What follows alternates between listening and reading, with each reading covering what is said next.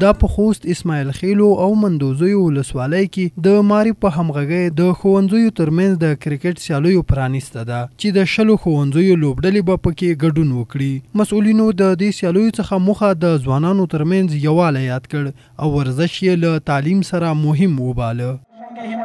زموږ په ولسوالۍ کې په لسګونو لیسې فعالیت کوي تر څو دغه زده کوونکي په خپل منځ کې سره وګوري، د دوی ترمنځ د مینې، محبت، ورورګلوۍ، صمیمیت اړیکې دوام پیدا کړي.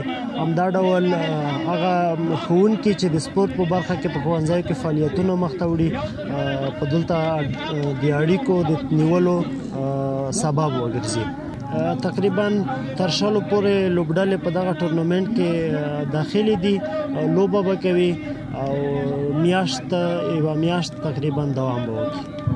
ورته مهال بیا د همدې ولسوالۍ د معرف مسؤلینو شاګردانو ته ډاډ ورکړ او زیاته یې کړه چې نه یوازې د پوهنې په برخه کې ورسره همکار دي بلکې د ورزش په برخه کې هم د دوی ترڅنګ ولاړ دي. دغه ډول ټورنمنټونه واقعا د زده کوونکو لپاره بالخصوص د ځوانانو لپاره ډېر ګټور دي ځکه دوی د نشایي موادو څخه د لوبو په اساس چې راګرځي. همدا ډول دوی هغه د بدن اعضا چې د وجود چې د هغه د سره پیاوړي کېږي، غښتلي کېږي او دوی د همدې ورزش په برکت سره کولی شي خپل ورځني مصروفیتونه په ښه ډول چیکې سرته ورسوي. دغه اطمینان ورکوو تر څو چې نه یوازې به موږ د ورزش په ډګر کې بلکې د علمي برنامو په پلي کېدا کې دوی سره موږ مرسته کوو. همداسې ډول برنامې به دوی ته په لاره اچوو تر څو وکولی شي د ورزش سره په څنګ کې د دوی هغه علمي سویه هم چې شي لوړه شي. بل لور ته زده کوونکي دا لوبې د ذهني ارامتیا او ښو زده کړو په مخته وړلو کې مهمې بولي، خو ترڅنګ یې له مسؤلینو د معیاري میدانونو د جوړولو غوښتنه کوي.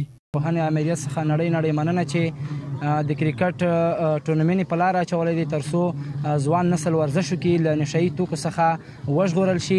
له دولت څخه مو دا غوښتنه ده چې د سپورت لپاره موږ ته میدانونه جوړ کړي تر څو ځوان نسل نشایي موادو څخه وژغورل شي. د مخدره موادو د مخنیوي په خاطر دا ټورنمنټ ډېر په ګټه دی. موږ دوی څخه ډېره مننه کوو. د یادولو وړ ده چې په خوست کې د پوهنې ریاست له لوري کرکټ او ځینې نورې ورزشي لوبې د زده کوونکو د ذهني ارامتیا او د ځوانانو د یووالي په خاطر وخت ناوخته جوړیږي.